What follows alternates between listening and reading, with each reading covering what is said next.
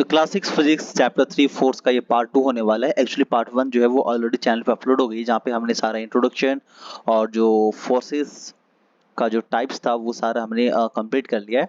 तो आज जो हम लोग पढ़ने वाले हैं वो है आपका page number 37, kinds of forces, और इसके ऊपर की जितनी सारी चीजें हैं, चाहे वो फोर्स ऑफ एज ए पुल हो, फोर्स एज ए पुश हो, फोर्स एज स्ट्रेच हो, या फिर फोर्स एज स्क्वीज हो, और जो इंट्रोडक्शन था पूरे चैप्टर का वो हमने कंप्लीट कर लिया है। तो चलिए स्टार्ट करते हैं। और आज जो हम लोग पढ़ने वाले हैं, आपको पता है कि आज का टॉपिक क्या होने वाला है। तो आज का टॉपिक होगा काइंड्स ऑफ फोर्सेस। तो हमने फोर्सेस की पूरी टाइप्स डिटेल्स में पढ़ने वाले हैं। तो चलिए स्टार्ट करते हैं। बट एज यूजुअल, यदि आप चैनल पे नए हो तो वीडियो को करें लाइक, चैनल को करें सब्सक्राइब, और यदि आपने पार्ट 1 अभी तक नहीं देखा हो तो भाई सबसे पहले जाके पार्ट 1 देखो, ताकि आपके पूरी चैप्टर अच्छे से समझ में आ सके। चलिए आगे बढ़ते हैं। Kinds of forces. तो depending upon the applications of forces, they are classified into two categories. Forces का जो application है, that means कि forces का जो use है, तो force के use के according हमने force को two types में divide करा है। तो पहला है contact force और दूसरा है non contact force। मैं थोड़ी सी संक्षेप में आपको बताता हूँ। कॉन्टैक्ट फोर्स मतलब वो फोर्स जिसमें जो ऑब्जेक्ट है और अप्लाइंग फोर्स है वो तीनों बिल्कुल कांटेक्ट में होती है, मतलब टच में होती है। और नॉन कांटेक्ट फोर्स मतलब जो फोर्स है और जो ऑब्जेक्ट है जिस पे फोर्स अप्लाई हो रही है वो दोनों कांटेक्ट में नहीं है। दैट मीन्स वो मतलब थोड़ी सी डिस्टेंस में, फिर भी वो काम कर रहा है, फिर भी वो एक्ट कर रहा है। तो चलिए सबसे पहले हम लोग देखेंगे कॉन्टैक्ट फोर्स क्या होती है। तो the force which acts on bodies by making an actual contact मतलब टच कर रही है, is called contact force. For example, the muscular force. ये जो muscular force है, यदि आपको किसी ऑब्जेक्ट को कहा जाए कि पुश करो, तो भाई आपको पुश करने के लिए उसमें टच में आना होगा, पास में जाना होगा।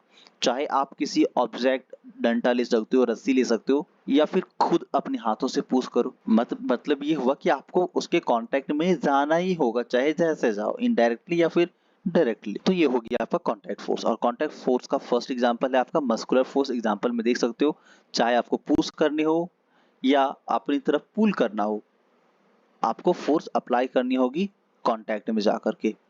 नेक्स्ट है फोर्स ऑफ फ्रिक्शन।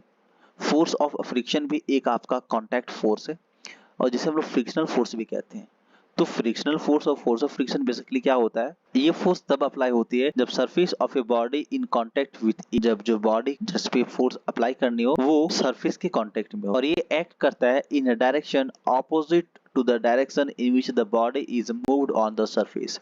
जिस डायरेक्शन में बॉडी मूव कर रही होती है, जैसे कि इस एग्जांपल में देखो, बॉडी इस डायरेक्शन में मूव कर रही है आपका लेफ्ट साइड में, तो जो फोर्स ऑफ फ्रिक्शन है वो एक्ट करेगा राइट साइड में, मतलब फोर्स ऑफ डायरेक्शन या फिर मोशन ऑफ डायरेक्शन के जस्ट ऑपोजिट। जैसे कि यहाँ पे देख सकते हो, ये जो फोर्स है, आप इधर से पुश करके इस ब्लॉक को आगे बढ़ाने का प्रयास कर रहे हो, और ये सरफेस है, तो जो फोर्स ऑफ फ्रिक्शन है वो इसके जस्ट ऑपोजिट में काम करती है और इसे रोकने का प्रयास करती है। तो ये कहलाता है फोर्स ऑफ फ्रिक्शन। तो ये भी हो गया कॉन्टैक्ट फोर्स।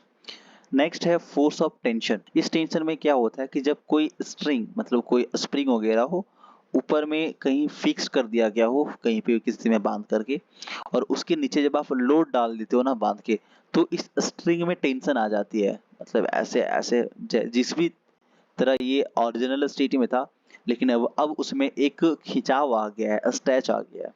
तो इसमें जो फोर्स है ना, जैसे ही लोड को आप यहाँ से हटाओगे, इस लोड को जैसे ही हटाओगे अपने पुराने वाले पोजीशन में आ जाएगा।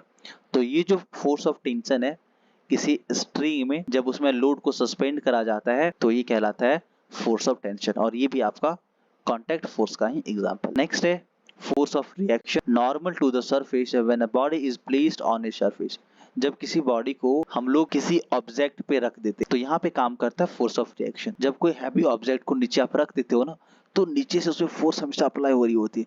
जैसे इसको आप ऐसे समझो, किसी वाटर से भरी हुई कोई बर्तन, चाहे वो बकेट हो, बड़ी सी बाल्टी हो, थोड़ा सा या फिर बड़ा हुआ ड्राम हो, इसमें जब आप अपने हाथ को पूरे पंजे को फैला के डालते हो ना, फिर देखना आपको ऐसा फील होगा ना कि जो पानी है ना वो आपके हाथों को ऊपर पुश कर रही है, धकेल रही है। कभी करके देखना, बाल्टी के पानी में अपने पंजे को, पूरे हाथ को फैला के दोनों हाथ कर रखो, फिर उसको पुश करो, आप पानी को दबाओ, तो आपको लगेगा ना नीचे से आपके हाथों को उठाने का प्रयास कर रहा है।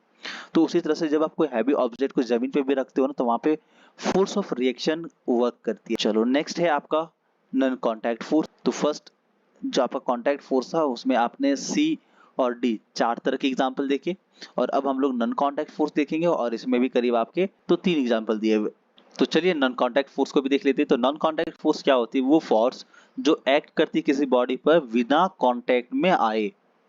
कॉन्टैक्ट में आना ही नहीं है, पास में बिल्कुल आना ही नहीं है, आपको किसी भी तरह की कॉन्टैक्ट नहीं करनी है, इनडायरेक्टली और डायरेक्टली किसी भी तरह की नहीं, लेकिन फिर भी वो जो बॉडी है उस पर फोर्स का एक्शन हो जाता है, वो भी थोड़ी सी डिस्टेंस में रह करके, तो ये कहलाती है नॉन कॉन्टैक्ट फोर्स। चलिए थोड़ी सी एग्जांपल बताता हूँ फिर आपको समझ में आएगा। पहला एग्जांपल है gravitational force. Gravitational force that means ना अर्थ जो हमें अपनी और हम सबको और बॉड अर्थ के सरफेस में जितनी सारी चीजें अपनी ओर अट्रैक्ट करके रखी हुई रहती है, वो कहलाता है ग्रेविटेशनल फोर्स, जो कि वर्क करती है टू बॉडीज के बीच में। जैसे एक हो गया आपका अर्थ और दूसरा उसके ऊपर में जितनी सारी बॉडीज है वो सब पे काम करती है। Such as the force of attraction between two heavenly body, तो दो बॉडी हेवनली बॉडी के बीच में जो आपका force of attraction by earth, the weight of body is a force by which earth attract that body, so the weight of a body is also called its force due to gravity। किसी भी body का जो wait होती है, जैसे यदि आप 40 kilo को या फिर 30 किलो को, तो ये 40 किलो 30 किलो क्या है? अर्थ आपको अपनी तरफ अट्रैक्ट कर रहा है, तो जिस फोर्स के साथ अट्रैक्ट कर रहा है वही आपका कहलाता है ग्रेविटेशनल फोर्स। तो यदि आप 40 किलो हो मतलब 40 न्यूटन के हो, यानी कि 40 न्यूटन का पावर लगा के अर्थ आपको अपनी ओर खींच के रखा हुआ है। ये चीजें आपको और क्लियर हो जाएंगे। अभी आप फर्स्ट टाइम फोर्स और ग्रेविटेशनल फोर्स के बारे में पढ़ रहे हो तो थोड़ी थोड़ी आपको हेजिटेशन और प्रॉब्लमेटिक हो सकती है, बट डिटेल्स में हम लोग अब जब आगे की क्लासेस में पढ़ने वाले हैं ग्रेविटी के बारे में, तो ये जो कॉन्सेप्ट है वो आपका क्लियर हो जाएगा। चलो आगे देखते हैं कि क्या लिखा हुआ है। Force of gravity on a body, किसी भी बॉडी पर जो फोर्स लगता है ग्रेविटी का, due to which it's tend to fall vertically downward, और इसीलिए वो अर्थ के सरफेस पे वर्टिकली डाउनवर्ड गिरता है। जैसे चाहे वो पत्ता हो या फिर फूल हो या फिर फ्रूट्स हो, जब वो पेड़ से गिरता है तो वो बिल्कुल स्ट्रेट डाउनवर्ड तरफ ग्राउंड में गिरता है।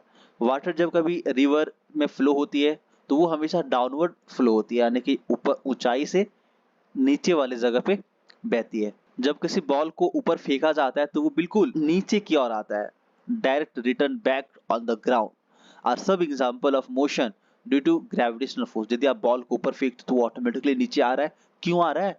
क्योंकि अर्थ उसे अपनी ओर अट्रैक्ट कर रहा है। जब पेड़ से पत्ते गिरते हैं तो नीचे क्यों गिर रहे हैं भाई, जमीन पे बिल्कुल सीधे, क्योंकि फोर्स ऑफ ग्रेविटेशन वहां पे काम कर रहा है, जिसे हम लोग ग्रेविटी कहते हैं शॉर्ट में।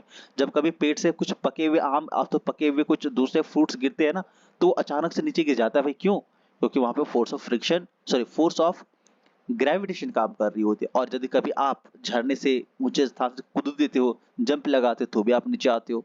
जब पानी नदी में बहती है तो ऊपर से नीचे की तरफ बहती है, क्यों? क्योंकि जो ग्रेविटेशन है ना वो उसको खींच रही है, तो ऊपर से वो नीचे की तरफ आती है। तो ये था नॉन कॉन्टैक्ट फोर्स। दूसरा है इलेक्ट्रोस्टैटिक फोर्स। तो इलेक्ट्रोस्टैटिक फोर्स के बारे में हम लोग क्या पढ़ेंगे?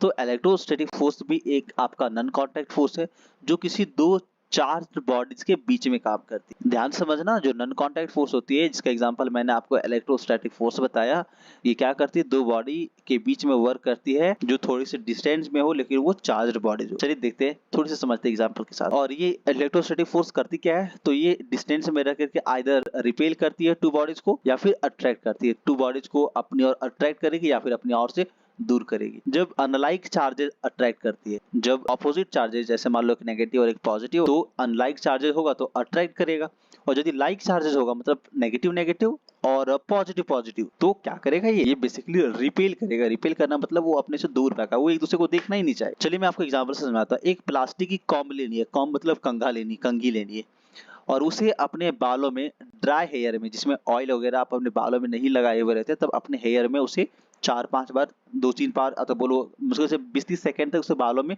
यूज करना है।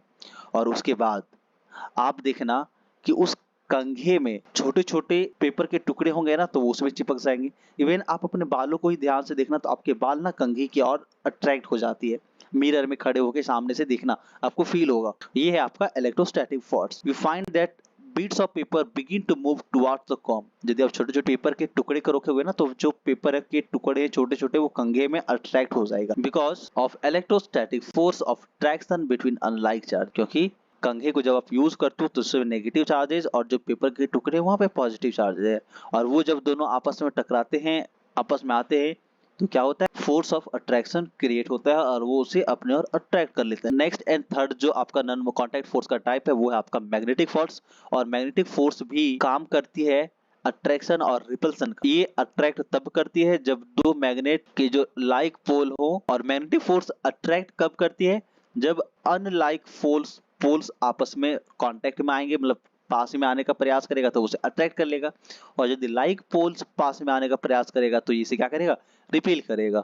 और ये जो मैग्नेटिक फोर्स है वो भी between the poles of two magnets at a distance, ये दो मैग्नेट के पोल्स के बीच में काम करती है, लेकिन पोल्स जो है दोनों डिस्टेंस में होता है तभी। जैसे कि यहाँ पे एग्जांपल में समझो, ये एक मैग्नेट है जिसे रस्सी से ऊपर बांधा गया है, ये दूसरा मैग्नेट है जिसे रस्सी से ऊपर बांधा गया है। एक इसके सामने एक और मैग्नेट को लाया जाता है जिसका नॉर्थ पोल, और इस मैग्नेट के नॉर्थ पोल के पास रखा जाता है, तो ये एक दूसरे को रिपेल करता है, मतलब मैग्नेट को पुश करता है।